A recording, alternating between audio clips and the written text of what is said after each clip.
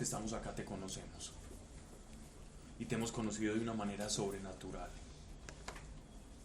y sabemos que a quien tú tocas, esa persona puede sanar. Sabemos quien se acerca a ti tiene respuestas, y la respuesta, Señor, en este caso es una sanidad para un cáncer, un tumor, para conversión y propósito de vida, para problemas familiares. Padre,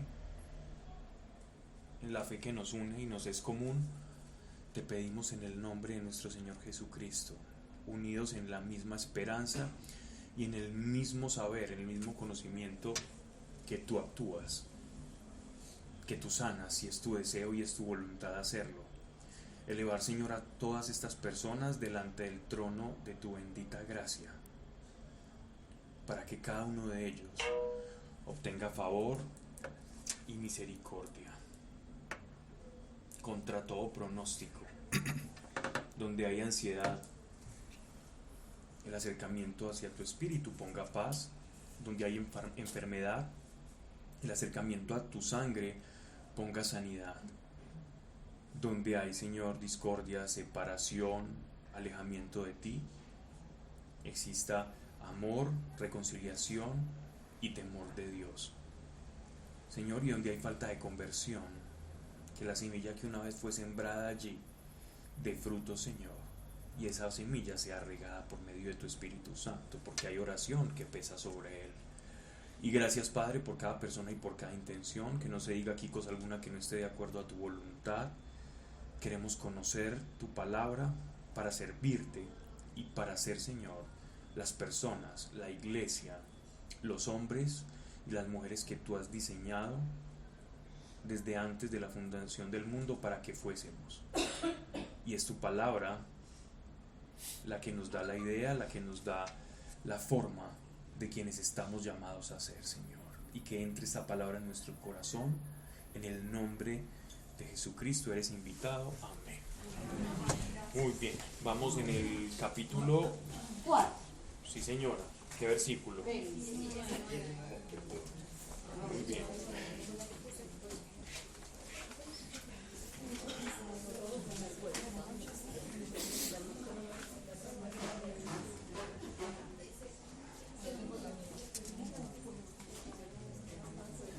Carta del apóstol Pablo a los Efesios.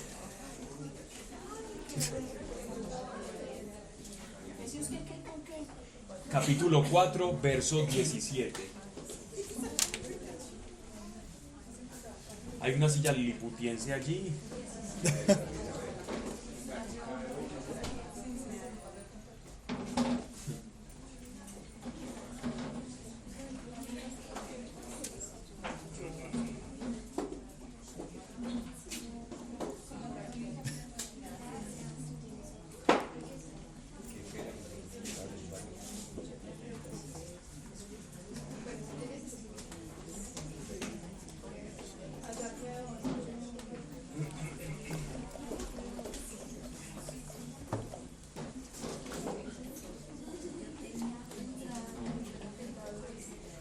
Bien, vamos entonces capítulo 4 de la carta del apóstol Pablo a los Efesios, verso 17.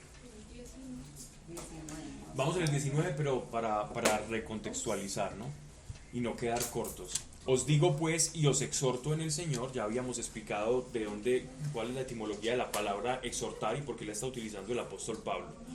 A que no viváis ya como viven los gentiles, explicado ya también.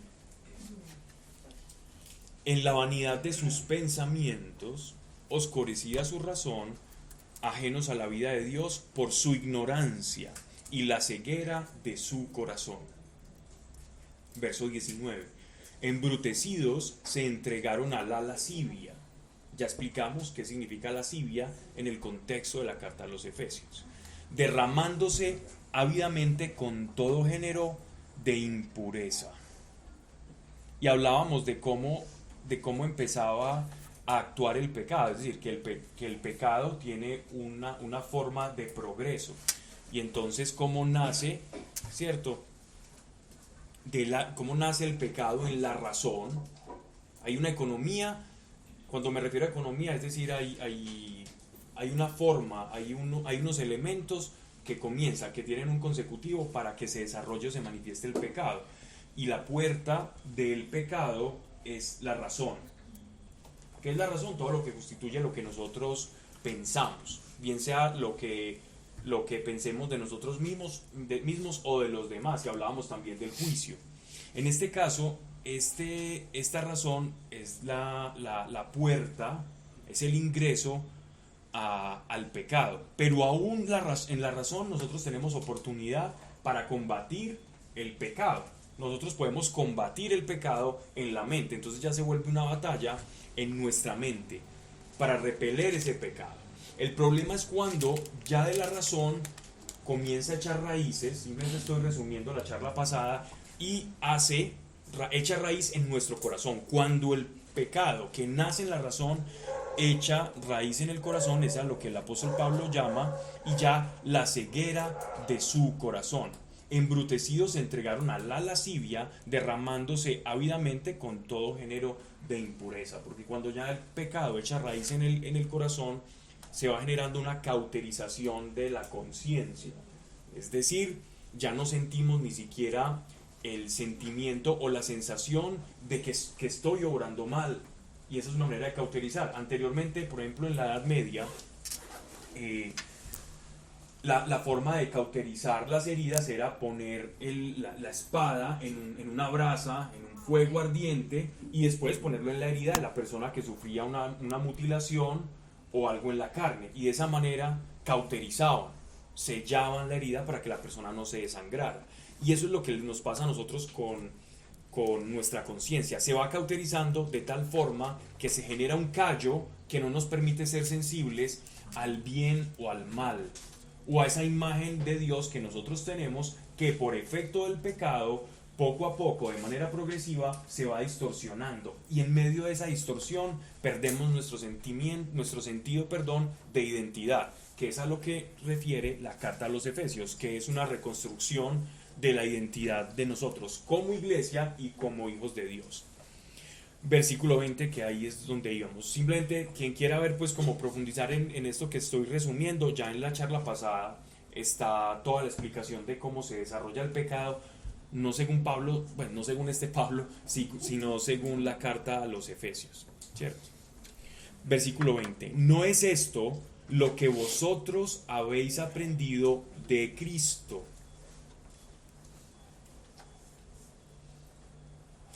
Verso 21, si es que le habéis oído y habéis sido instruidos conforme a la verdad que está en Jesús. Entonces, esto nos da pie a comprender algo. Yo no puedo ser un creyente y llevar un estilo de vida de pecado. Ojo, y esto es muy importante. Una forma de saber quién es creyente o no es por el estilo de vida. Porque un árbol de manzanas da manzanos, un mandarino da mandarinas, y un árbol de aguacates te va a dar aguacates. Por lo tanto, si yo estoy plantado en la vid del Señor, los frutos que he de dar son los frutos del Espíritu Santo: paz, dominio propio, mansedumbre, ¿cierto? Entre otros. Esos son los frutos que vamos dando. Un árbol no comienza a dar frutos de inmediato. Un árbol necesita primero ser plantado, regado, necesita ser abonado, y en ese proceso llamado santificación, entonces nosotros vamos comenzando a dar frutos. Esos son los frutos que la palabra dice son los frutos que dan las personas que han llegado al arrepentimiento, o frutos dignos del arrepentido o del arrepentimiento. Esos son los frutos de la persona que ha recibido el perdón del Señor. Entonces, ¿qué pasa con esto? Dice que los que habéis sido instruidos en la verdad. No todos. Una cosa es el estilo de vida. ¿El estilo de vida qué es? Es un pecado o un estilo de vida pecaminoso. No quiere decir que el creyente no peca. El creyente peca, pero es diferente cometer un pecado a llevar un estilo de vida de pecado. Eso es muy diferente. El estilo de vida de pecado tiene que ver con la cauterización de la conciencia. ¿Cuándo se puede decir, según lo que Dios habla, que es un estilo de vida de pecado? Cuando yo no sé discernir, la palabra discernir es separar, qué es lo que es del espíritu o lo que proviene de la carne. Quien no tiene discernimiento es el que lleva un estilo de vida de pecado. Pero si yo tengo discernimiento y tengo temor de Dios, yo me alejo del estilo de vida de pecado. ¿Puedo pecar? Sí, pero no tengo ese estilo de vida de pecado. Y a mí no me pueden hacer un, digámoslo así, como un juicio a las personas. No, es que este que es creyente pero tiene un estilo de vida de pecado y hace todo esto y a la vez predica. No, puedes tener un pecado eventual, puedes tener un mal pensamiento sobre alguien, puedes juzgar a alguien, puedes cometer errores, porque los vamos a cometer desde que nos levantamos hasta que nos acostamos. Sin embargo, tu estilo de vida es un estilo de vida de arrepentimiento y no de pecado. El estilo de vida del creyente es un estilo de vida de arrepentimiento versus el que no es creyente o el que no ha recibido al Espíritu Santo lleva un estilo de vida de pecado. Esa es la diferencia. Arrepentimiento versus pecado. Eso es lo que me hace a mí o ser iglesia o ser una persona que es afín al lenguaje cristiano, un simpatizante de Cristo, pero no es iglesia, porque la verdad no ha entrado. Soy amigo de la verdad, me suena bonito esa verdad, sin embargo, esa verdad no ha hecho raíz en mi corazón, sino que lo que ha hecho raíz es el pecado. Y lo que está diciendo el apóstol Pablo acá es que lo que debemos de hacer es que la verdad eche raíces en el corazón. Pero para que la verdad eche raíces en el corazón, tenemos que sacar las otras raíces, porque no podemos estar plantados en dos tipos de terrenos. Tenemos que ser arrancados de un reino y plantados en otro. Verso 22. Dejando pues vuestra antigua conversación. Me gustaría ver esta palabra conversación en otra traducción. Despojándolos de vuestro. Desnudarnos del hombre. Del hombre viejo. Dice también desnudarse. Desháganse de su Antes. naturaleza. Su antigua manera de vivir. Antigua manera de vivir. Me gusta esa traducción. Todas apuntan hacia lo mismo, afortunadamente, ¿cierto? Solo quería ver porque aquí la palabra es conversación, ¿cierto? Pero es interesante porque es la comunión con la vieja naturaleza. Entonces no se puede a veces puede uno leerlo y no comprenderlo. Entonces miren lo que dice acá. Dejando pues vuestra antigua naturaleza, podríamos hablar, vuestra antigua naturaleza. En ninguna dice naturaleza, en ninguna traducción dice naturaleza. ¿En cuál dice naturaleza? Hombre viejo. Ok, nos vamos a quedar con esa traducción para poder explicar, sí, porque dentro del contexto es mejor que la que yo estoy leyendo actualmente. Listo. Miren que, recuerden que la carta de los Efesios es como una carta de presentación, es como la hoja de vida de los ciudadanos del reino de Dios. Es quién soy yo para Dios en el reino de Dios y cómo debo de proyectarme yo, incluso cómo me ven los demonios a mí. La carta de los Efesios es la forma en cómo te ven los demonios, es la forma en cómo te debes ver tú mismo y la forma como te ve Dios victorioso por la sangre de Cristo. La carta de los Efesios es quién eres tú en la iglesia, en la vida de iglesia, en la vida conyugal, en la vida personal y lo que aspiras a ser y eres ya para Dios, en el eterno presente de Dios, en el tiempo kairos. Ese es la carta de los Efesios. Entonces miren lo importante de esto. ¿Qué nos está diciendo esta carta? ¿Qué nos está explicando? Dejando pues vuestra antigua naturaleza. ¿Qué quiere decir dejando vuestra antigua naturaleza? Que nosotros estamos en una, perdónenme la expresión, porque no tiene nada que ver con el esoterismo o con la alquimia, pero para este uso vale. Es la transmutación de una antigua naturaleza caída, que perdimos, es una antigua naturaleza que perdemos y nos empezamos a revestir de una nueva naturaleza. Realmente empezamos a hacer otra cosa. Lastimosamente, como tenemos ojos de carne y no de espíritu, porque no hemos ahondado muchas veces en las realidades espirituales o no creemos que Dios puede darnos otra visión o nos puede poner otra capa o quitar capas de velos que tenemos y no nos permiten ver la realidad tal cual es y no nos permiten saber o ver en el mundo espiritual, entonces nosotros solamente vemos la carne que somos. Y este ejercicio ya lo hemos hecho varias veces, y es poner a las personas con dos hojas a decir lo bueno que son y lo malo que son. Y generalmente las personas piden hasta 2 o 3 hojas para describir lo malo que son. Y lo bueno, y no es por falsa humildad, es verdaderamente porque nos vemos así. Somos proclives como seres humanos a ver el error y a ver lo malo en nosotros. Todo el tiempo, el énfasis en lo malo. Tan es cierto lo que estoy diciendo que miren, por ejemplo, una noticia. Llega algo, ¿por qué no es noticia que un matrimonio se reconcilió? Eso no vende, pero en un programa de chismes o en Facebook o en estas cadenas que mandan, se divorcia una persona que ostenta alguna fama X y hay una ruptura, y te aseguro que todo el mundo ya sabe, y en menos de 3 días eso ya circundó todo el globo. Ya todos saben quién, y todos se hablan, miren que rompió, pero quién se reconcilió, a nadie le importa, eso no vende. Llega hasta cierto filtro y se paró, porque nosotros somos proclives a eso, a poner el ojo en lo malo. Tenemos una especie de inercia a fijarnos en lo malo, y eso lo hacemos con nosotros. Somos jueces implacables a veces de nuestra propia causa o de quiénes somos, y hay que trabajar en esto, porque Efesios nos está diciendo, miren, ustedes son despojados de eso, adopten esta nueva naturaleza, pero a veces no queremos tomar esa naturaleza. Primero, ¿recuerdan esa naturaleza por qué nos viene? ¿Por qué? ¿Por gracia? Esa naturaleza nos viene por gracia.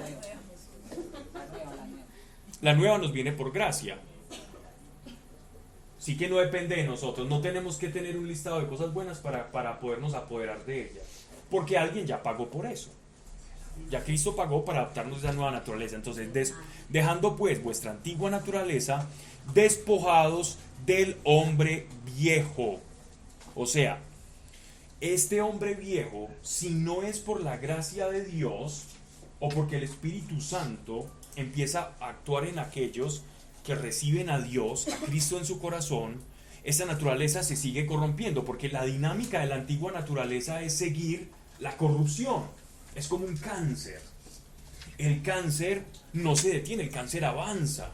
Los que han estudiado un poco la mecánica del cáncer, en realidad son células que en su código genético, en el núcleo, comienzan a tener como una especie de error de código, y empiezan a transmitir a la siguiente generación celular, en la forma en que se reproducen, ese código errado, y esas a reproducir, y cada vez el código comienza a ser más errado y más vicioso, hasta el punto en que termina siendo la célula cancerígena primaria, la que generó todo el cáncer, el primer, digámoslo así, vestigio cancerígeno, termina siendo muy diferente al postrero. Cada vez la célula cancerígena se va distorsionando la imagen de la célula original que es. De la misma manera, la naturaleza humana desprovista de Dios, desprovista de la sangre de Cristo, que es la cura para ese problema de nuestra naturaleza caída, la mecánica, la dinámica de esa antigua naturaleza es seguir ese proceso de corrupción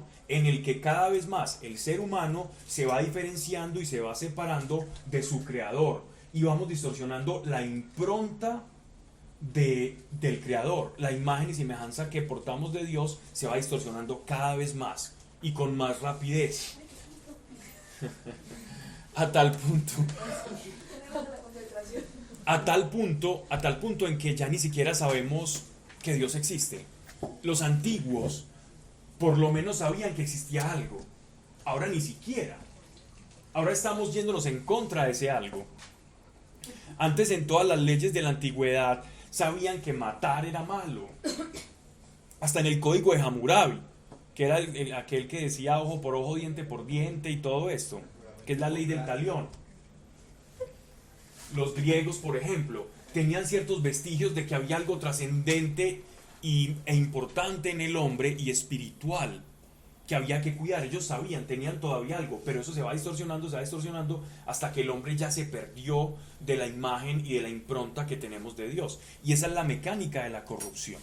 Entonces, dejando pues vuestra antigua naturaleza, despojados del hombre viejo, esa es la acción de Dios, que se va corrompiendo detrás de las pasiones engañosas. ¿Dónde se producen las pasiones engañosas? No estoy hablando del interior del hombre. Las pasiones engañosas se producen en el mundo. El mundo es un productor, es un dispensador de pasiones engañosas. El mundo siempre, cuando me refiero a un mundo, me refiero a todo aquello que se aleja cada vez más del plan de Dios para la vida del ser humano. Eso es el mundo. El mundo no es la calle, no es el exterior de una iglesia o una congregación. El mundo es todo aquello que está alejado de la voluntad de Dios. Eso es mundo. ¿Qué es mundo? Todo aquello alejado de la voluntad de Dios. Llámese una esfera laboral, llámese mi propia familia, llámese las leyes de un país, etcétera, etcétera. A eso se refiere como mundo, para generalizar. Entonces, detrás de las pasiones engañosas que se producen en el mundo, o sea, el hombre se va corrompiendo y el mundo cada vez va generando una producción más corrompida, más corrompida, más corrompida, hasta que el hombre que Dios creó está completamente distorsionado del boceto original. Hasta el punto en que, ¿será que Dios existe? Estamos tan perdidos del Creador y desconectados. Pero bendito el Señor que ha roto eso y que todo aquel que se arrepienta pueda acercarse a Él y recibir el Espíritu Santo y decir, wow, el mundo espiritual existe, esto es verdad, existen dones espirituales, existen manifestaciones sobrenaturales, Dios es real, Dios quiere ayudarnos, Dios está con nosotros, hay esperanza. Verso 23, renovándoos, ya nos dijeron que hay una corrupción que es progresiva, y asimismo como la corrupción es progresiva, la cura debe ser en reciprocidad progresiva. Por lo tanto, verso 23, renovándoos en el espíritu de vuestra mente. ¿Por qué nos renovamos en el espíritu de nuestra mente? Porque si el pecado entra por la mente, entonces ¿dónde debemos renovarnos para que no entre? El corazón no lo podemos renovar, porque nosotros no tenemos control de nuestro corazón. El corazón es una puerta, ¿cierto? Tenemos control de nuestra mente, de lo que ingresa en nuestro corazón. El corazón es como un terreno. El corazón es como un terreno donde lo que yo piense, luego de que lo piense, se traduce un pensamiento en una emoción. Entonces, el pensamiento unido a la emoción genera una sustancia. Esa sustancia es la que echa raíz en mi cuerpo. Pensamiento, luego emoción, luego se asienta en lo que nosotros llamamos corazón. Y lo que yo piense y sienta que ha bajado a mi corazón es lo que en últimas yo voy a proyectar hacia el exterior. Proyección es sacar. Entonces de ahí hago eco de las palabras de nuestro Señor cuando dice, aquello que entra al hombre ¿qué es lo que hace impuro al hombre? Lo que sale, pero lo que sale es lo que yo proyecto. Lo que sale es porque ya entró, ya yo lo maquiné y ya lo proyecto distorsionado, ya lo proyecto con un corazón malo. El corazón es como un espejo que proyecta todo lo que hay en mí, cómo pienso y cómo siento. Así que podríamos decir, si queremos irnos a un lenguaje muy técnico, que el corazón es neutro. Que el corazón es neutro. ¿Qué quiere decir que es neutro? Que el corazón depende de lo que yo piense y lo que yo sienta. Eso es mi corazón. Pero por sí mismo el corazón no tiene un poder especial. El corazón depende de lo que yo piense y lo que yo sienta. Ahí podemos asimilar corazón a nuestro espíritu individual, pues. Al Espíritu en E minúscula. Sí, sí, no al Espíritu Santo, sino al Espíritu. Sí, al espíritu del hombre o al nefesh. Entonces el corazón no es el que está condicionado, sino es el pensamiento. Exacto. Que viene de mi vieja naturaleza. El pensamiento es el que está sujeto a mi libre albedrío. El corazón es lo que yo hago o es el resultado de lo que yo hago con mi libre albedrío.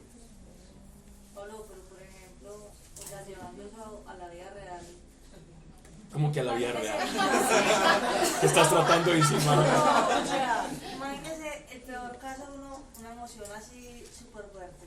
Sí. Y que uno está así, Fluctuante. ¿cómo va a renovar la mente? Pues, o cómo va a tener como ese dominio propio como para decir, no, yo esto... Hay un primer paso. Primer paso es, ¿quién dice Dios que eres tú? ¿Cómo se renueva la mente? Aquí vamos a hablar de eso. ¿Cierto? Aquí ya vamos adelante a hablar de la renovación de la mente, en qué consiste, porque el apóstol Pablo no nos deja aquí tirados. ¿Cierto? Él explica cómo hacerlo. Pero para explicar cómo hacerlo el apóstol Pablo, pero ya nos tocaría irnos también a otra carta, pero lo podemos hacer. Él nos ve a nosotros como un templo viviente, ¿cierto? Como un templo viviente, y explica cómo eran los sacrificios antes. Y lo compara, él ve como el sistema sacrificial de los corderos. Cuando el sacerdote oraba, él dice, el sacrificio del creyente está acá. Es entregar su cuerpo como un templo y hacer los sacrificios, es decir, a hacer morir todo aquello o toda palabra que se opone a lo que Dios dice. Te voy a poner un ejemplo de cómo empezar a hacerlo. Tú dices que no, es que yo no puedo, yo no soy capaz, es que eso no es para mí. Pero lees que Dios dice, eso es para ti, no por ti, sino todo lo puedo en Cristo que me fortalece. Entonces tú renuevas. ¿Qué es renovar? Es cambiar algo. Yo voy a renovar celular. Cojo este celular y lo cambio por otro. Eso es renovar. Entonces, ¿por qué cambias el viejo pensamiento, hábito mental que tienes? Lo cambias por el que Dios ha diseñado. Eso es renovar la mente. Cambiar lo viejo que tú piensas por lo que Dios dice. Y acordate, Nelly, que el dominio propio del que estabas hablando es un fruto del Espíritu Santo, ni siquiera algo que vos puedas producir. No, sí, yo digo, pero es como cuando, o sea, porque cuando uno está estable, por así decirlo, pues no hay problema, pero cuando, no sé, esos días que uno se levanta así, Sí, más. No. esos días cuando uno se levanta así como, no durmió bien, lo que sea, y uno dice que ese día no le pueden hablar a esa persona porque no está bien, no durmió bien, entonces uno dice... O cuando uno tiene hambre también. ¿Listo?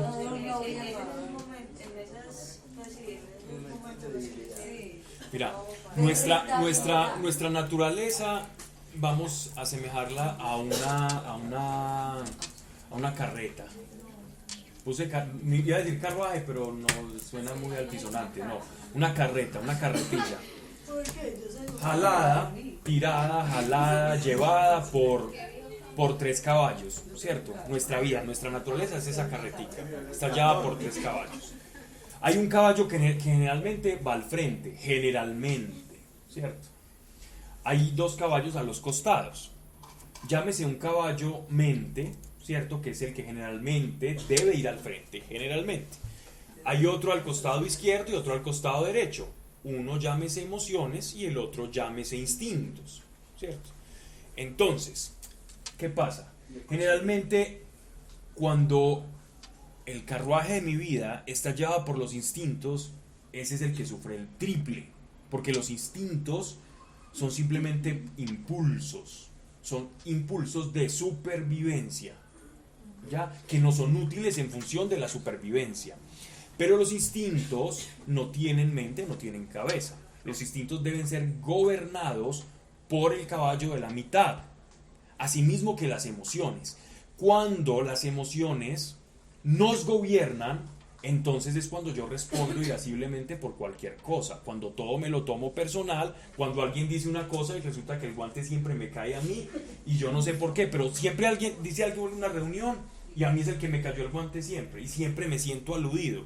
Aquella persona que siempre siente aludido es una persona que vive en la esfera de las emociones y su mente no gobierna las emociones, y si su mente no gobierna las emociones, entonces está eclipsando una parte muy importante de su vida y ese caballo siempre va a estar tirando para un lado y va a tener conflictos. ¿Qué quiere decir esto? que en el orden de Dios la mente debe gobernar las emociones y asimismo las emociones están por encima de los instintos. Pero en el hombre espiritual, Dios, el Espíritu Santo, debe estar por encima de la mente. Sería El el Espíritu cochero. Santo sería el cochero, sería el jinete de aquel caballo de la mitad.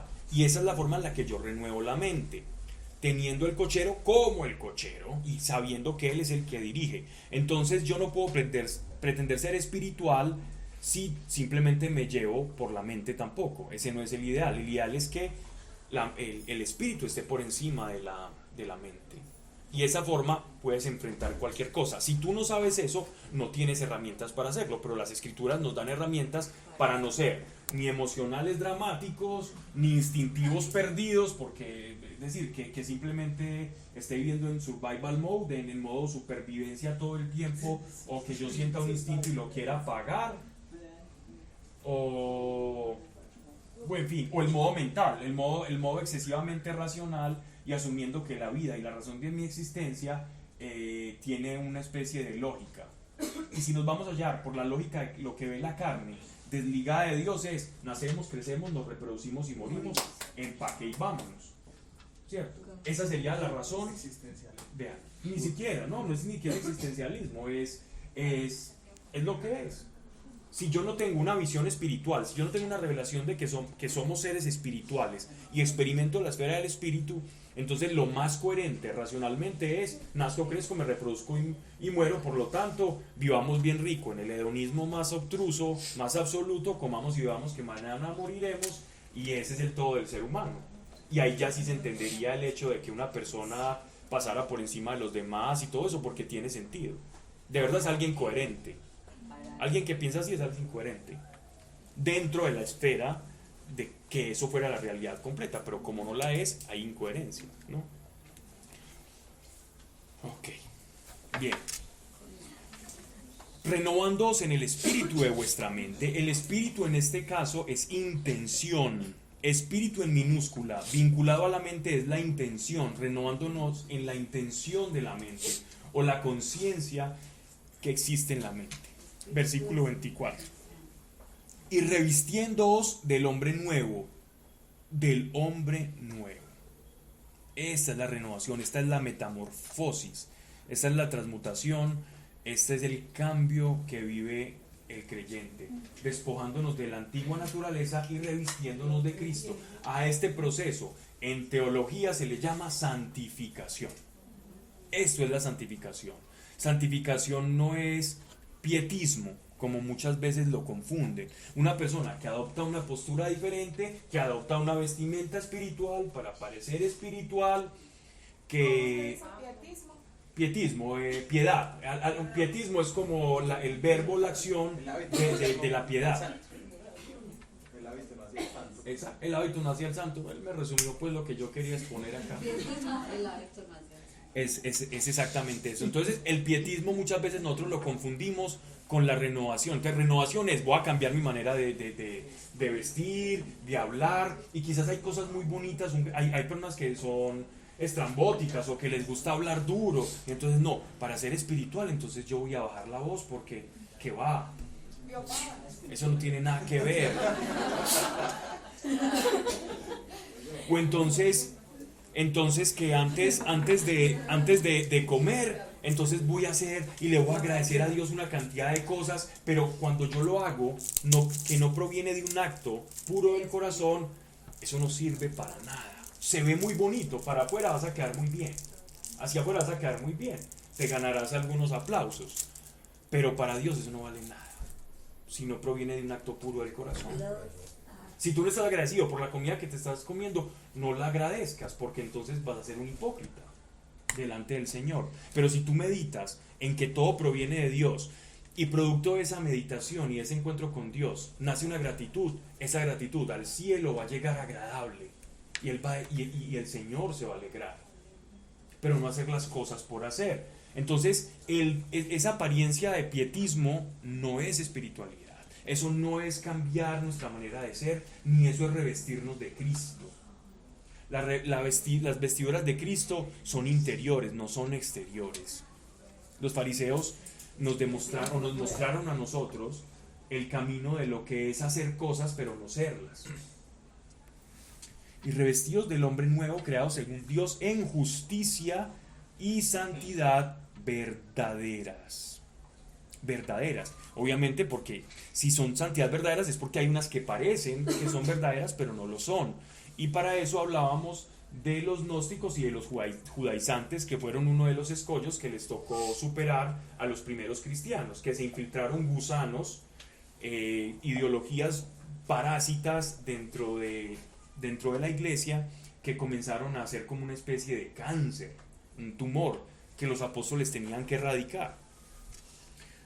Y parte de eso es una falsa piedad, de entonces vamos a hacer esto el día sábado, que a tal hora tenemos que hacer esto, y que si no hacemos esto a tal hora entonces ya no somos aceptados delante de Dios.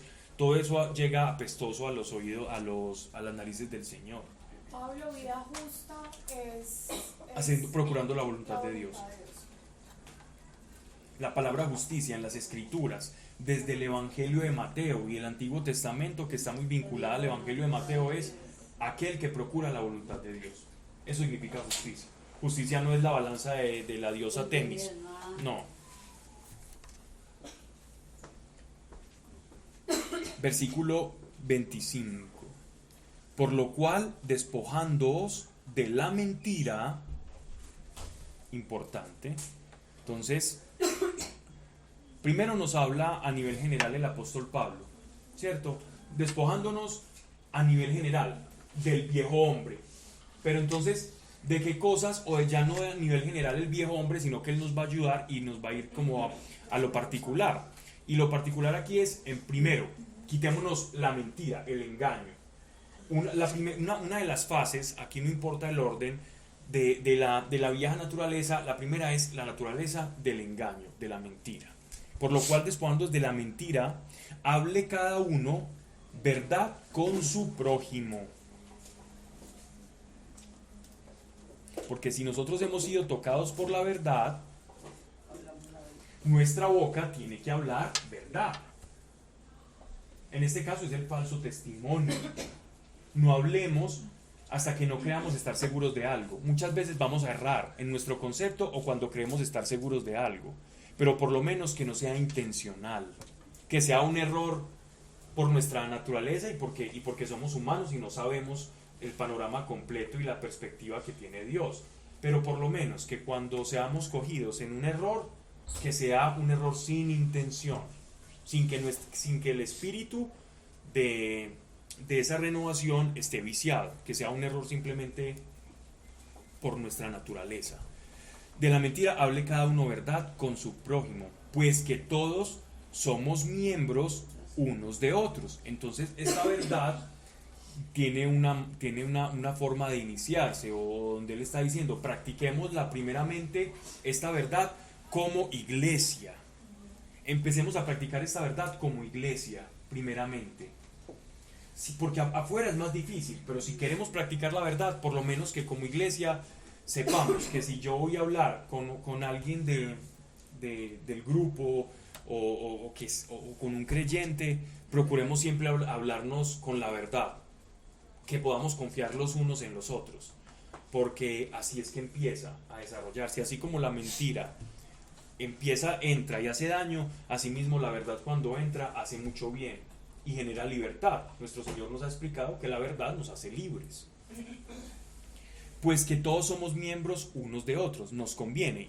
¿Qué quiere decir eso? Que cuando yo le miento a un hermano en la fe, yo me estoy mintiendo a mí mismo, porque estamos unidos. La mentira al cuerpo de Cristo es una mentira hacia mí y hacia los demás, y Dios no quiere eso dentro de la iglesia. Pero igual a los otros, Pablo. Igual a los otros, pero Él nos está poniendo la tarea fácil. Por lo menos lo está diciendo en el contexto de la iglesia. Por lo menos en el contexto de la iglesia, empecemos allí. Obviamente esto es extensivo a todas las esferas humanas y de nuestra realidad y todo lo que atañe a lo que hacemos en la vida diaria.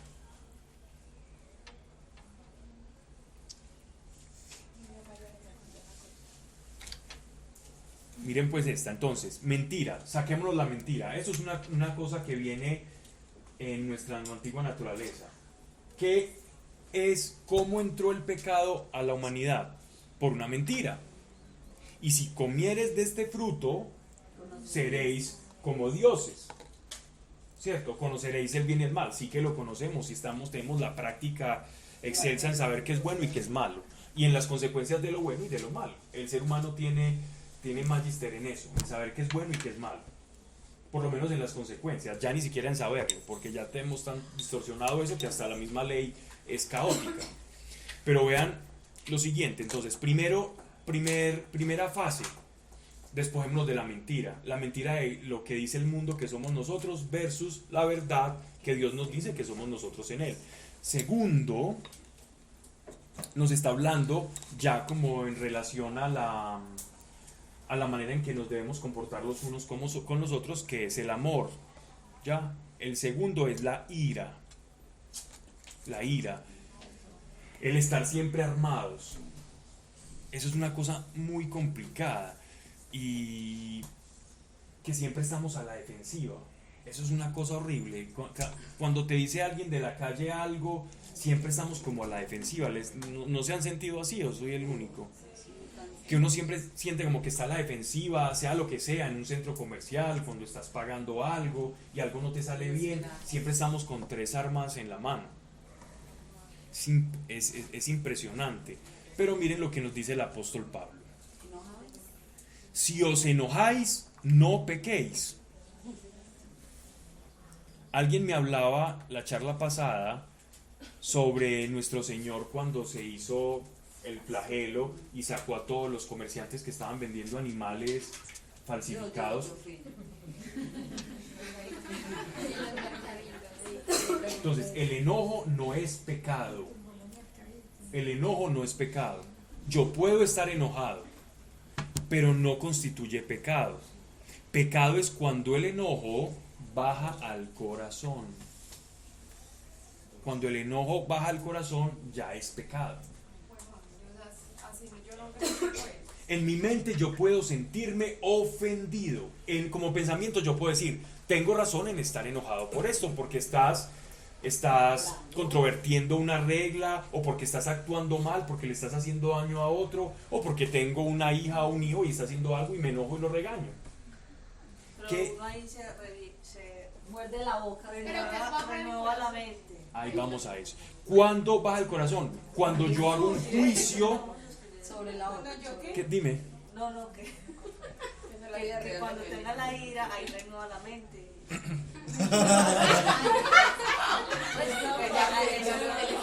Correcto. Cuando tenga el enojo. Una mente renovada no lo baja el corazón, ¿cierto? Una mente enojada Dios dice, enojáis pero no pequéis, yo no voy a pecar.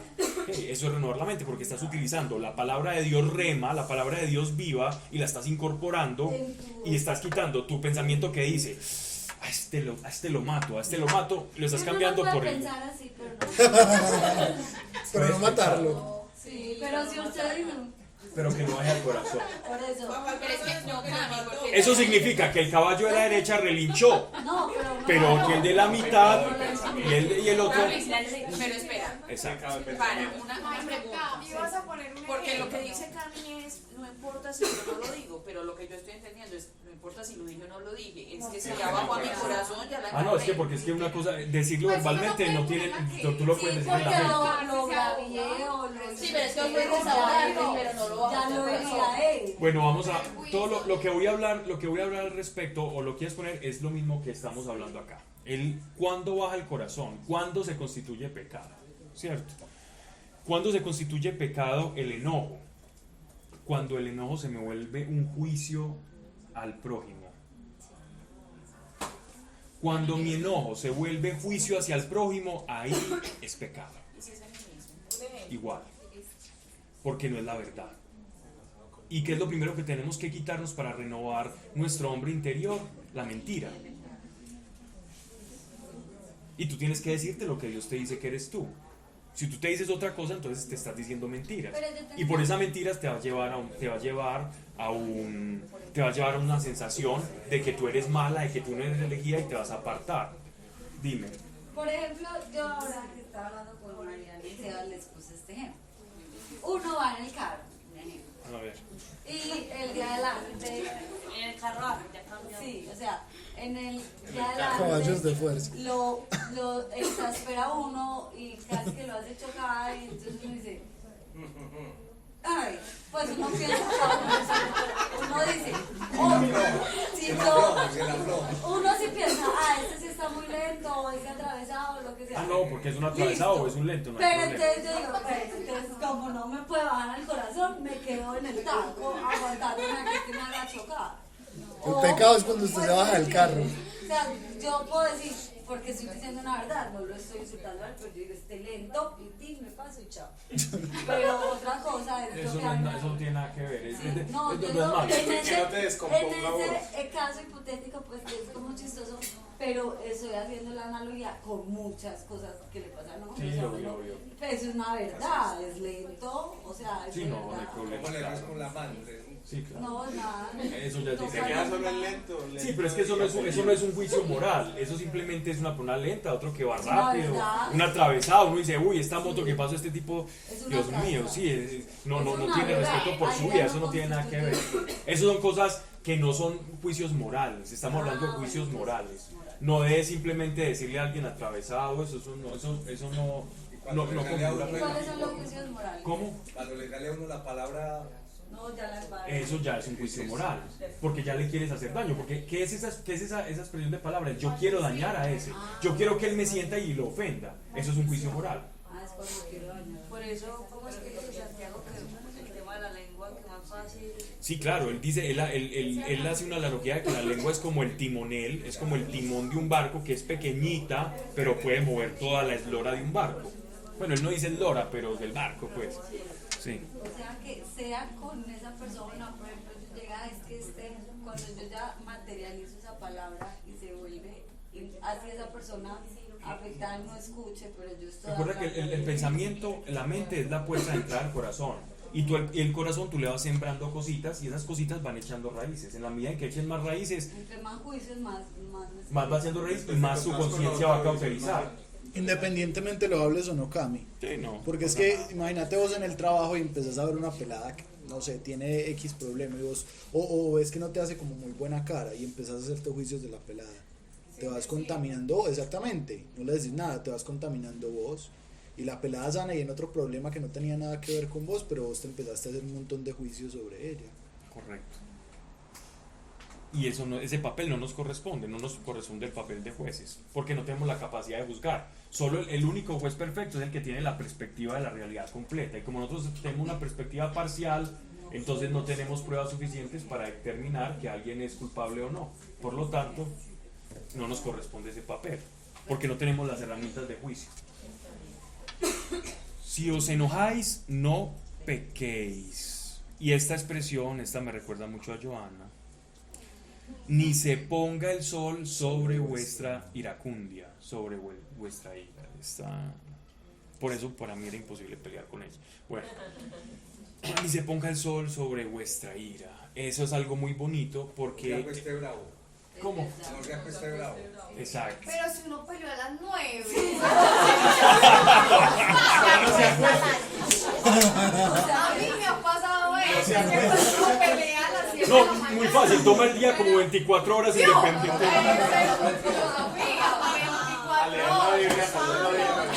¿Sabes qué es lo peor, María? Que en el judaísmo el día se acaba a las 6 de la tarde. Y empieza a las 5. Empieza a las 5.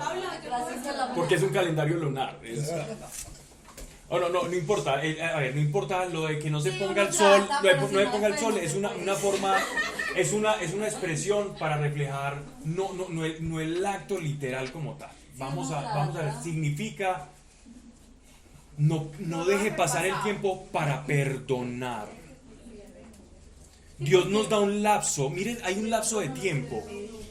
Vean que lo que vamos a decir aquí es importante. Esto, Dios nos está diciendo que así como nosotros somos criaturas temporales, como el pecado nace el pecado nace y se desarrolla en el tiempo, porque somos seres del espacio-tiempo, perdónenme que ponga tan trascendente con esto, asimismo, como el pecado tiene una sucesión temporal o necesita el tiempo para avanzar o persistir, de la misma manera, en el tiempo el pecado se puede detener. O sea, hay un tiempo que Dios nos da para que el pensamiento no baje al corazón. Así como que yo me como algo malo y no dejar que eso entre del todo, sino hacer, ¿cómo es que se llama la maniobra? Digestión. La maniobra de... Esa maniobra. Esa maniobra que para regurgitar el pecado y expulsarlo. ¿Cierto?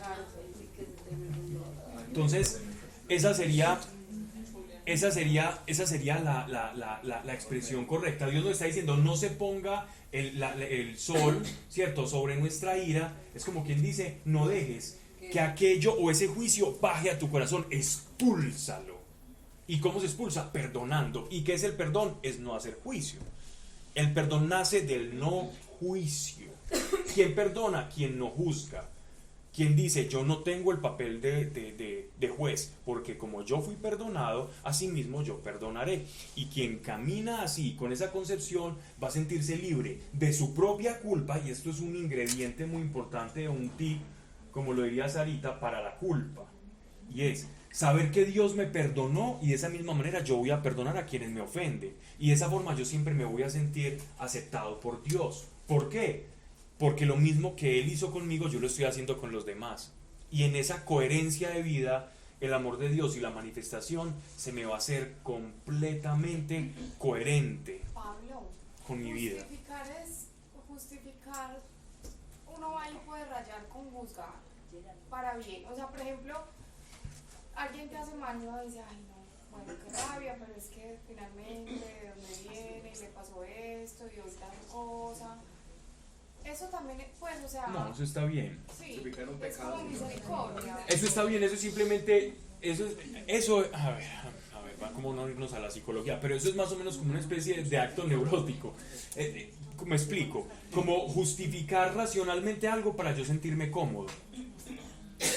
Pero me puede ser necesario, y para Dios eso, espiritualmente eso no, es intrascendente. O simplemente yo puedo decir, yo no soy juez, y evitarme pensar el por qué lo hizo. Yo no soy juez. O si yo quiero tener razones para sentirme cómodo con ese no juicio, no está mal en hacerlo. Pero se te puede volver en un hábito neurótico, en un hábito de estar buscándole una razón para todo lo que haces, y eso se te vuelve algo, porque cuando no la encuentres, entonces vas a patinar y vas a decir, no, Dios, es que es tan difícil perdonar esto porque es que no le encuentro razón. No la necesitas. Solo Dios te perdonó y ya. Porque puedes entrar en un ciclo de razonamientos, y hay gente que de verdad, créanme, yo es que no lo tengo que decir yo, que no tienen razones para hacer, y uno no va a encontrar justificación, simplemente lo hicieron por pura maldad y maledicencia, como cuando alguien le hace brujería a alguien, no hay razón alguna, por ejemplo, para eso. Ni justificarlo, no, es que la ignorancia, no, es que estaba muy enamorado, entonces ató a su ser querido y se fue a los de que revienten cositas en el centro, qué sé yo, no hay razón para eso. Pablo, sí, también, pues Dios nos dice que perdonar 70 veces 7, pues. Sí, eso. Entonces yo dije, no, ya, no tengo Dios que perdonar. Sí. Pues siempre, sí. Correcto. Y más decir que no tengo de otra, que es real, no es que tengo de otra, sino es entender el que Dios me perdonó a mí, ¿quién soy yo para no perdonar al otro? Así de simple. Esa es la única razón que debemos de tener para perdonar. Si Dios perfecto, el ser perfecto, ha perdonado a criaturas imperfectas, ¿quién soy yo, ser imperfecto, para no perdonar a otro imperfecto si el perfecto ya lo hizo? Por lo tanto, ¿qué significa? Me estoy poniendo por encima de Dios. Sí, pero hay momentos en que mucha rabia. Pero la rabia o la indignación no significa no perdonar. Yo puedo estar indignado y perdonar, porque es que hay cosas que indignan y es normal, Pues en pero ese puedo momento, perdonar pero- en el momento e incluso hasta después. Y cuando yo evalúo no a la persona sino el acto, Ya no importa. ya es diferente, porque las cosas son lo que son. Una violación es una violación. Entonces el perdonar no significa dejar pasar por alto que una violación es un latrocinio, es una cosa terrible, o un homicidio o algo por el estilo, o los pecados más escandalosos, por decirlo así. Siempre el pecado va a ser pecado, y podemos juzgar la acción, pero no a la persona. ¿cierto? La acción ya la podemos juzgar tranquilamente, tú puedes juzgar una acción, la persona no. Bien, verso 27.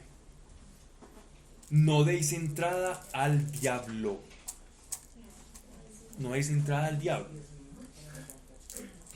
Entonces, ¿por qué dice entrada? Porque recuerden que está viendo al hombre, ¿cierto?, como un elemento en el que se tiene una antigua naturaleza y está sufriendo, en el contexto positivo, un cambio, está sufriendo una transmutación, una metamorfosis, una...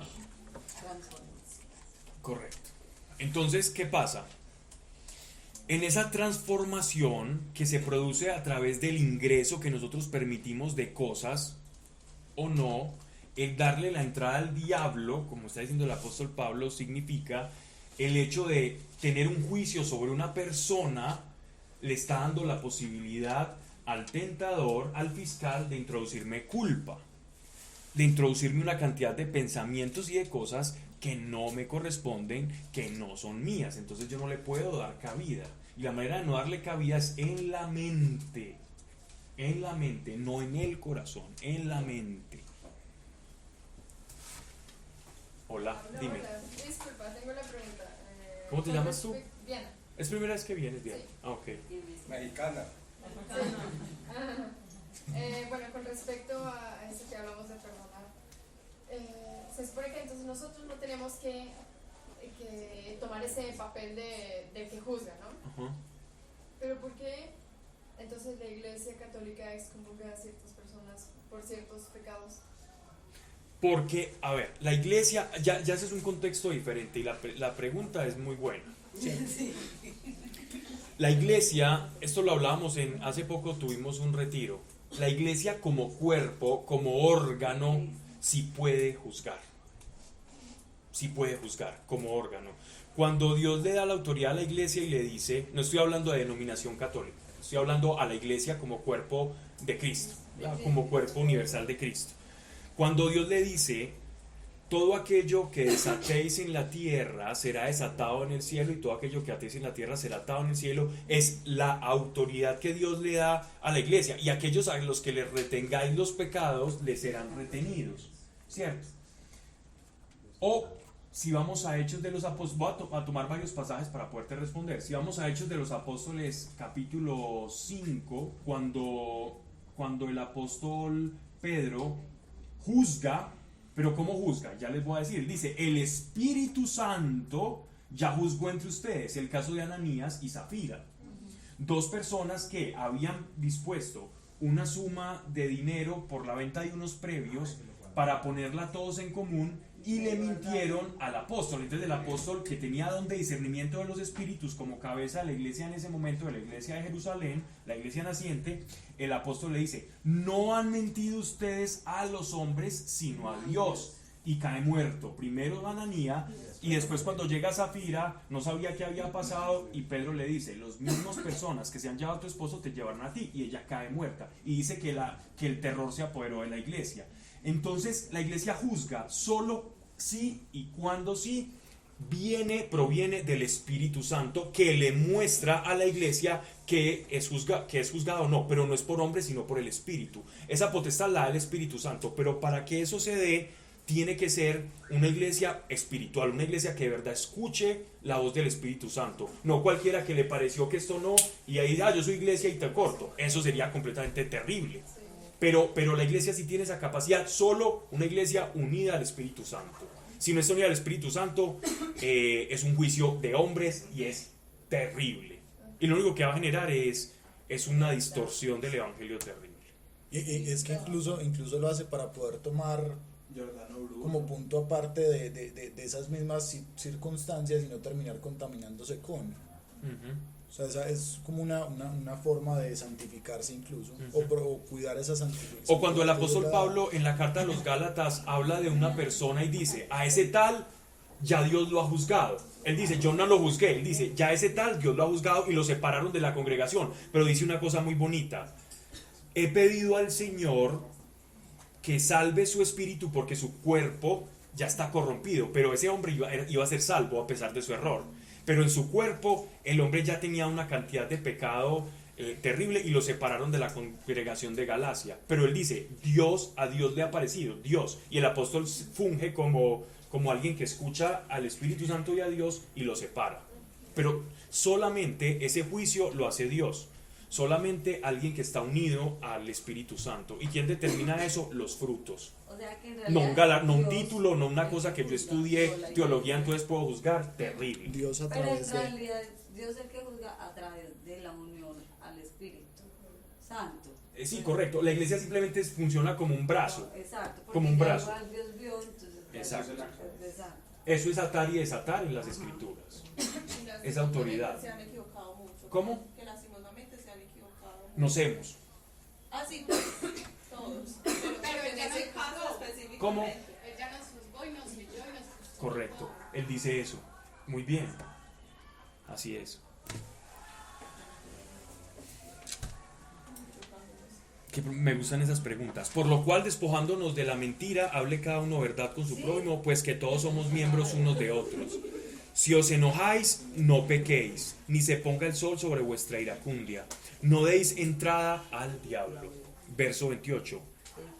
El que robaba, ya no robe. Es un ejemplo clásico, sencillo, conforme a un mandamiento de la ley mosaica, para explicar cómo se debe ver a una persona de la antigua naturaleza versus la nueva naturaleza. Si antes robaba, estilo de vida de ladrón, pues en el estilo de vida de Cristo no puede tener un estilo de vida de robo, simple, con un pecado que es muy fácil de evidenciar, porque es completamente exterior. El robo es un pecado completamente exteriorizable.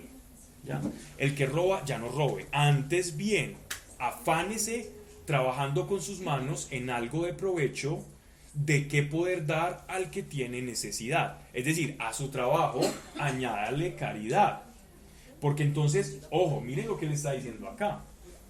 Él está diciendo, aquel que es tocado por el Espíritu de Dios, su trabajo ya no es un trabajo ordinario, su trabajo debe también tener una función hacia el prójimo, no la función mundana de suplir mis necesidades, de que tengamos todos en mi familia carro, casa y beca, sino que mis ingresos también debe haber una parte destinada al amor por el prójimo.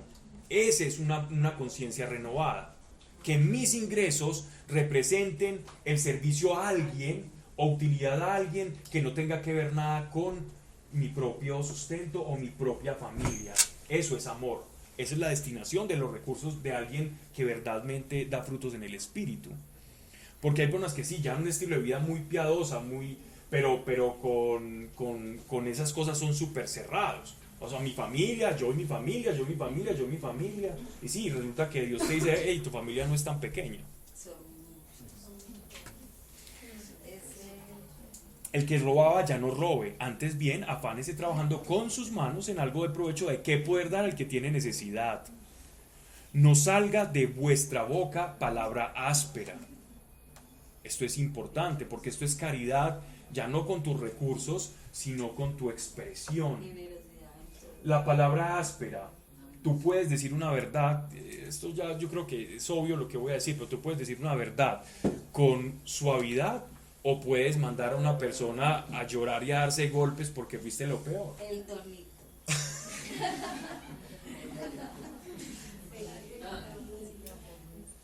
Hay personas que se sienten ofendidas por algo, ¿cierto? Y quieren hacer las cosas bien. Pero en medio, por ejemplo, de un acto de perdón, hay 3 pullas por medio. Sí, pero es que recordá que vos hiciste eso y acordate y va con el... ¿Cierto? Y eso es súper indelicado porque de alguna manera yo quiero quedar bien, pero por el otro lado también quiero hacer un dañito y dejar un precedente, ¿cierto? Y el sarcasmo, por ejemplo, que es muy, muy clásico en la cultura antioqueña, el sarcasmo, si hay algo que nosotros tenemos en nuestra cultura es el sarcasmo. Y lo aplauden, y lo aplauden. Y se vuelve algo súper bueno. Entonces, el sarcasmo es una manera de herir. El sarcasmo es una manera de herir al otro, hiperbolizando algo, magnificando algo. Entonces yo quiero quedar bien contigo, pero por el otro lado hago un comentario sarcástico. Entonces ahí eso se puede considerar como una palabra áspera. Áspera no es el que habla como un ogro y manda a todo el mundo pues a donde sabemos. palabra áspera, sino palabras buenas y oportunas para edificación. Si yo no tengo una palabra que va a edificar a otro, no la diga. No la diga. No la diga. O también hay personas que creen que están edificando a todo el mundo todo el tiempo. No sé si han encontrado ese tipo de personas que andan edificando a todo el mundo. Mira, pero es que déjame decirte eso, es que te voy a aconsejar sobre esto. Y un consejo, ¿cuándo se da un consejo? Cuando uno se lo pide. Exacto. El consejo no pedido, por favor, intentemos rayar está rayando, es una frontera con el juicio. Entonces, seamos muy prudentes. Mira, es que mira, tú no me has pedido, pero es que yo te quiero decir. O mucho cuidado con esas expresiones. Mira, es que tú no me has dicho nada, pero es que yo te quiero decir esto. Cuidado con eso.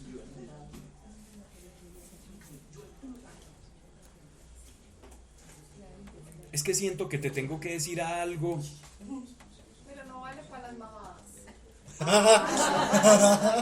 No, total. No, pero es diferente porque una cosa es una educación y eso estamos, sí, eso es diferente. Y ya estás en otro Pues así como Es otra 28 años, pues, y la Sí, mamá, ya. oíste querida, o no me has preguntado. No, no, mira. Muy diferente. Que las mamá, mijitas. es mamá. A fin de ser gratos a los oyentes, es decir, que los oyentes hallen gracia, es decir, favor, como Dios es así. Dios nos habla así. Si Dios nos está pidiendo que nosotros seamos así, es porque Dios es así. Todo lo que Dios nos pide que seamos es lo que Él es. Si nosotros queremos saber cómo es Dios, en conocer el corazón de Dios, veamos en qué Dios quiere que nos convirtamos. Porque Dios quiere que seamos a su imagen y semejanza. Dios es bueno. Cuando dice, sed buenos como vuestro Padre en los cielos es bueno. De esa forma Él quiere que nosotros seamos y manifestemos eso. Cuando nos encontremos con nuestro Señor, vamos a decir, Dios, nosotros teníamos una imagen tan diferente de ti, que hasta si supiéramos cómo eres tú, hubiéramos abusado. Así es. Nos conviene a veces no saber. No, estoy diciendo una tontería, pero es como para resaltar el amor que el Señor nos tiene. Guardados de entristecer al Espíritu Santo de Dios.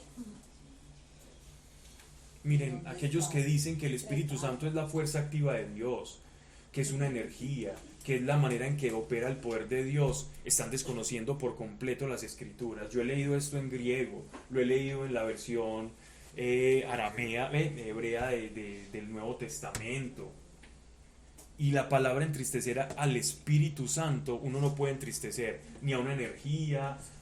Yo nunca he visto a la fuerza electromagnética llorando en una esquina porque le pegó la gravedad.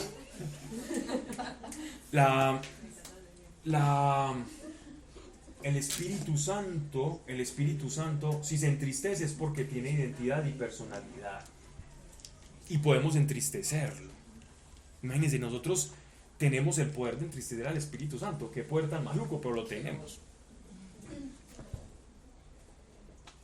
Pablo, y un ejemplo.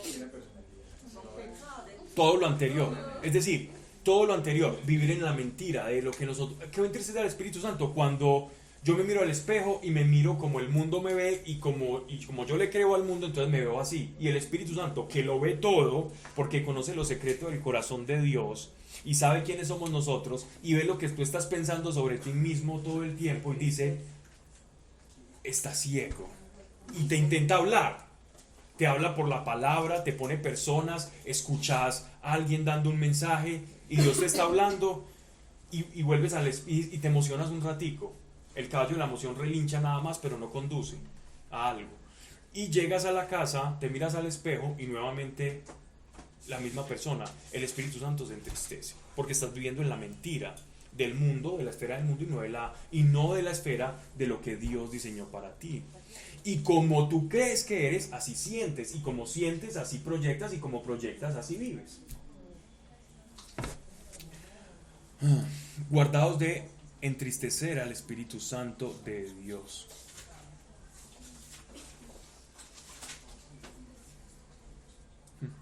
En el cual habéis sido sellados para el día de la redención.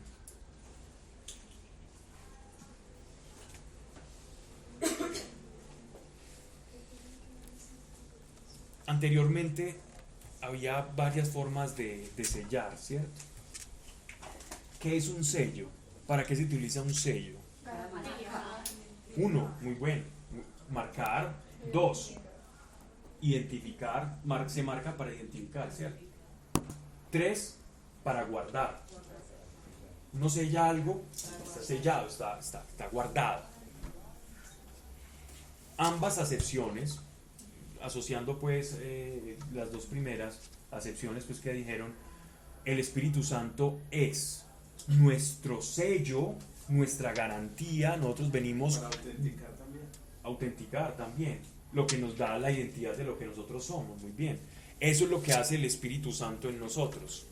El Espíritu Santo nos guarda, nos da la identidad, nos dice quiénes somos nosotros para el reino, y estamos guardados en él. Entonces no entristezcamos lo más preciado que tenemos nosotros, el ser más preciado que tenemos nosotros, que es Dios mismo cohabitando en nuestro cuerpo. Todo lo que nosotros vemos, todo lo que nosotros hacemos, el Espíritu Santo lo está viviendo con nosotros. Todo con T mayúscula. Lo que nosotros hacemos, pensamos y vivimos, el Espíritu Santo lo está viviendo y lo está haciendo con nosotros. Lo está experimentando con nosotros. Todo, malo y bueno. Lo bueno lo alegra y lo aviva.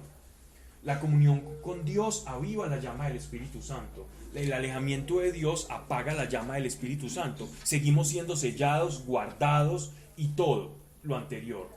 Pero perdemos sintonía con Dios porque el Espíritu Santo no tiene campo de acción. Y recuerden que la fe es el campo de acción para la obra del Espíritu Santo. El césped, el campo, el área de acción del Espíritu Santo en nuestra vida está determinada por nuestra fe, por cuánto le creemos a Dios. Pero necesitamos saber qué es lo que dice Dios, conocerlo para saber qué le vamos a creer. Para eso es su palabra, ¿cierto? Y ese es el campo de acción para Dios. No limitemos el campo de acción de Dios.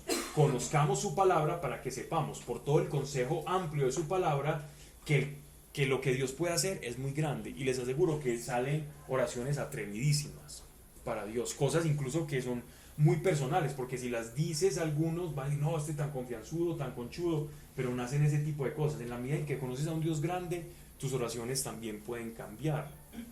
Y tu perspectiva también cambia, porque tu Dios se va haciendo cada vez más grande. Y tu fe va quitando limitantes hacia Dios. La fe o limita la acción del Espíritu Santo o la deja libre esa misma acción. Han sido sellados para el día de la redención. ¿Qué es redención? ¿Qué es la redención? De la emancipación completa de la carne que cargamos todos, ¿cierto? Esa es la redención. Vamos a ser libres de la naturaleza del viejo hombre y vamos a recibir la nueva naturaleza. En la nueva naturaleza que nosotros vamos a recibir, si tú quieres y tienes una mente ociosa, santamente ociosa, y quieres decir, estoy ya con mi nueva naturaleza y voy a querer tener mal pensamiento, vas a ser completamente incapaz. Voy a producir un mal pensamiento, voy a intentar juzgar a este, va a ser imposible. Es que ni vas a saber qué es un mal pensamiento. Tu esencia va a ser incompatible completamente con eso. No hay mal pensamiento. Va a ser imposible. Verso En estos días leía, 31. no me acuerdo si o tú lo dijiste o lo leí o no me acuerdo, Ajá. que en ese momento igual vamos a mantener nuestra propia personalidad. No personalidad, nuestra esencia, porque nuestra personalidad es, ¿qué es la personalidad? Es un constructo que tiene muchos elementos, tiene introyectos de la de tu cultura, un montón de cosas que van formando lo que se conoce como personalidad. Eso en el cielo no sirve para nada. Claro, ahí me perdí esa esencia. Sí. ¿Cuál es la esencia? La esencia es lo que verdaderamente tú eres espiritualmente en Dios. El ser genuino, que no fue producto de una construcción social. Pero si somos semejantes, vamos a ser muy parecidos. No. Semejantes Vamos a ser supremamente diferentes en esencia. Las esencias son tan únicas que eso es lo que ama Dios de nosotros. Dios no ama a un montón de gente homogénea ahí, todos pintaditos como un muro de ladrillos casi iguales. Si Somos fuéramos completamente iguales no nos diferentes. reconoceríamos. Incluso Exacto. lo que Dios nos pide a cada uno es diferente. Es eso. La santificación de cada uno es diferente. Es encontrar quiénes somos realmente en Dios. Esa es la verdadera santidad. Y eso es lo que, cuando despojas el nuevo hombre y te revistes de Cristo, en nosotros vamos encontrando. Por eso la verdad nos hace libres, la verdad de quiénes somos, nos libera de lo que no somos, de la mentira. Y ese ser genuino es lo que vamos a hacer en el reino celestial. Vamos a hacer todos lo que verdaderamente somos. Y nadie más valioso que otro. Y nadie, todos en nuestra diferencia, todos vamos a hacer una cosa impresionante. Tú no vas a disfrutar estar más con este que con este, porque vas a estar disfrutando, incluso vas a querer estar con todos para conocer la diferencia de todos. Va a ser algo supremamente interesante. Eso es lo que va a amar Dios de cada uno de nosotros, lo que somos de verdad, no lo que no somos. Lo que no somos antes quiere que nos despojemos. Y si uno no sabe, después de... A ver, lo que pasa es que para hablar de esencias y ya para no ponernos muy metafísicos, no es una construcción social, y nosotros estamos acostumbrados a vernos a nosotros mismos como, ay, sí, es que yo reacciono así, es que a mí me gusta ir al cine, a mí me gusta el teatro, es que a mí me gusta la ropa de este estilo. Eso no es lo que tú eres. No hay tampoco como palabras que puedan... Algunas sí. Sí, hay personas que van a ser, por ejemplo, en el cielo más de tipo de adoración, es decir, que todo el tiempo van a querer estar adorando a Dios, otros que van a interactuar con los demás y de esa manera adoran a Dios. Hay otros que cantan, hay otros que bailan, por decirlo de alguna manera. Voy a danzar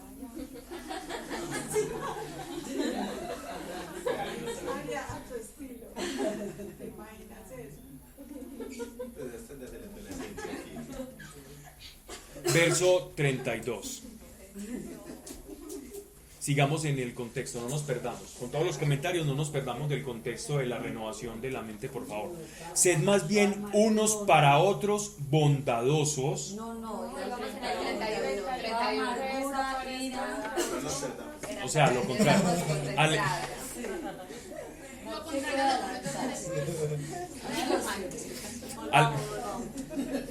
Alejad de vosotros toda Ira. amargura,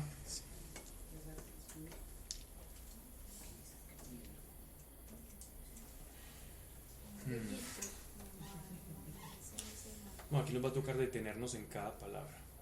Muy bien. Alejad de vosotros toda amargura. Necesito escuchar otras traducciones. Es acritud, pues que quedó mal escrito. Está bien. Acritud es amargura. Es exactamente lo mismo. Viene de lo que de la hiel y de la bebida amarga, es lo mismo. Algo que te produce agrio. Acritud, sí, esa palabra se usa.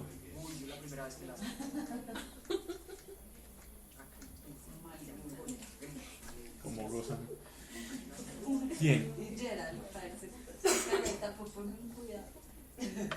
Miren que la palabra, la expresión amargura, para quedar todos en el mismo contexto, cuando alguien siente, ¿de dónde proviene la palabra amargura? Cuando yo pruebo algo y me sabe.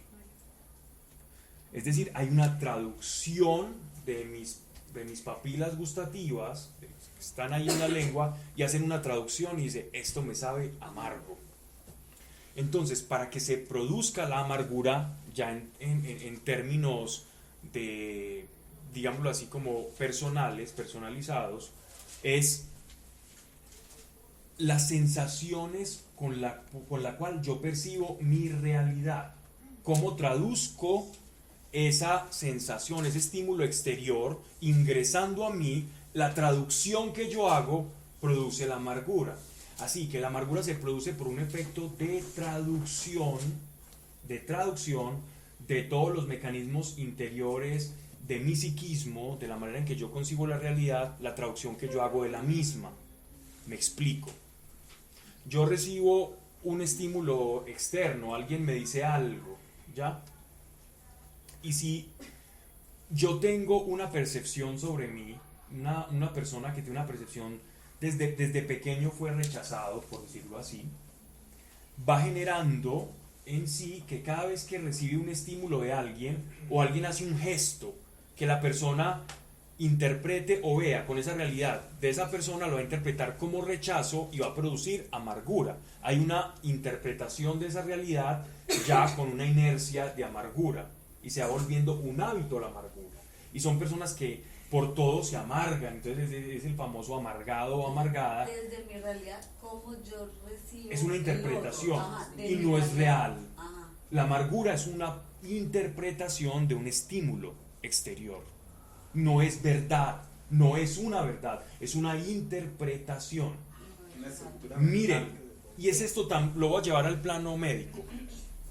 Cuando normalmente una persona tiene un patógeno infeccioso, tiene un agente infeccioso, cuando tú comes algo y estás con una infección, es amargo. Entonces es una de las razones por las cuales tú dices, tiene un virus o tiene una infección. ¿Cómo te sabe la comida? Amarga. Cuando las cosas te saben amargo, es porque hay un agente infeccioso en tu cuerpo.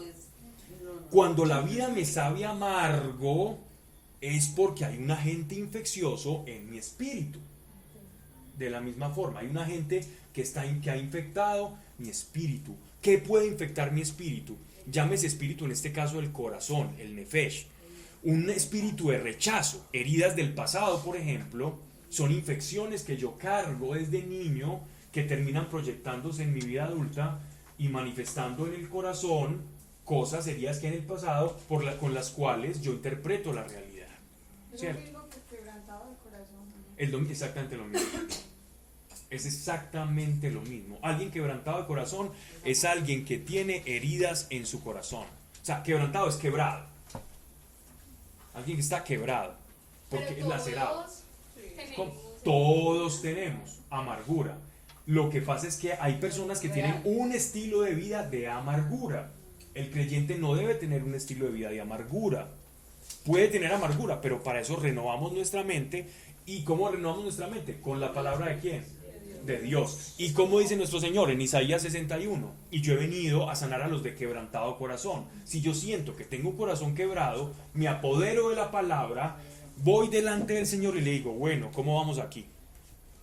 Tengo este quebranto de corazón. Cuando era chico me di cuenta de que me dieron pelas más de las que me merecía. Esto me generó un conflicto con la autoridad. Señor, ¿cómo me vas a sanar? Él no te lo va a explicar por lo general, pero lo va a hacer si lo crees. Y ya después, cuando te sane, te explica. Por otra persona. Sí, claro, siempre. Interceder. Y lo hace.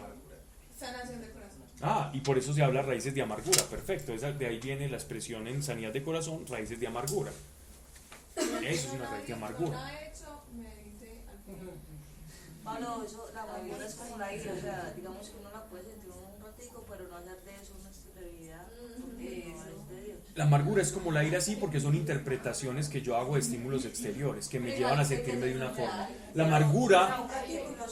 amargura, como ven, sigue la misma dinámica, el mismo proceso del pecado y de todo. Nace como un pensamiento, se vuelve una emoción y echa raíz en el corazón. Y el corazón proyecta. Entonces dice, amargura. Vamos a dejar amargura ahí, aunque nos podríamos quedar hablando mucho de la amargura. Hay también depresiones espirituales, ojo. Y hay vacíos. De esas hablaremos ya después. Vamos a hacer para seguir. No toda persona que uno diga que está amargura, que tiene amargura en su corazón, es porque está haciendo una interpretación de un estímulo. También hay que ver si hay cuadros depresivos o si hay algo espiritual de por medio, porque hay espíritus o hay demonios que generan eso, ¿cierto? Me ha tocado ver personas que tienen una liberación, sale un demonio y la persona ya jamás volvió a tener depresión, le quitan el ribotril, le quitan esto y lo otro y ya son felices. Muchos.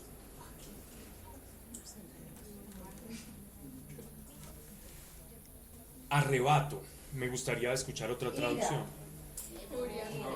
Mire, me gusta mucho la palabra arrebato, que significa estar enojado y llevarlo a la acción para dañar al prójimo.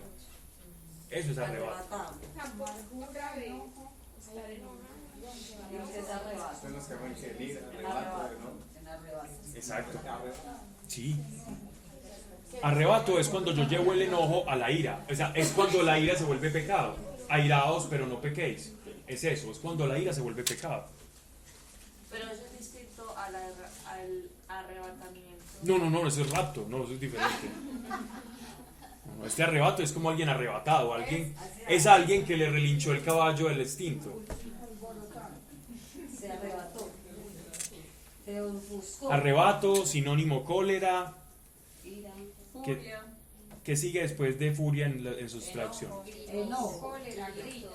La palabra correcta sería enojo, porque la mía dice indignación, pero indignación es cuando alguien queda enojado con alguien y no perdona, ¿cierto? Estoy indignado, es decir, estoy enojado y no perdoné. Esta otra ya sí es peor. Las primeras van en contra del prójimo y estas dos van en contra De mí. del espíritu. Blasfemia. ¿Qué es blasfemar? Maledicencia, es lo mismo. No, maledicencia sí, la maledicencia y la blasfemia pueden ser sinónimos, pero es que maledicencia puede ser en un contexto no espiritual. Yo puedo ser maledicente cuando maldigo, pero la blasfemia está en connotación espiritual, cuando maldigo lo sagrado, ¿cierto? Un ejemplo. No. Un ejemplo de blasfemia, cuando a nuestro Señor Jesucristo le decían que expulsaba a los demonios por Belcebú, por el señor de las moscas. Cuando le decían eso es un ejemplo de blasfemia. Atribuirle a lo sagrado. No, eso es el pecado contra el Espíritu Santo. No, blasfemia es insultar, es un insulto, una afrenta directa a todo aquello santo y sagrado. Eso es una blasfemia. Que es el único pecado que Dios no perdona. No, esa es la parte. El pecado del Espíritu Santo es un tipo de blasfemia, ¿cierto? Es un tipo de blasfemia, pero un tipo de blasfemia con una connotación especial, ¿cierto? Y maldad. Y toda malignidad. Es decir, como para rematar, no, hay tantas cosas que yo pudiera decir, pensó el apóstol Pablo, pero voy a sellar diciendo malignidad y con esa resumo a todo lo malo de una vez. Para que la carta no me quede muy larga.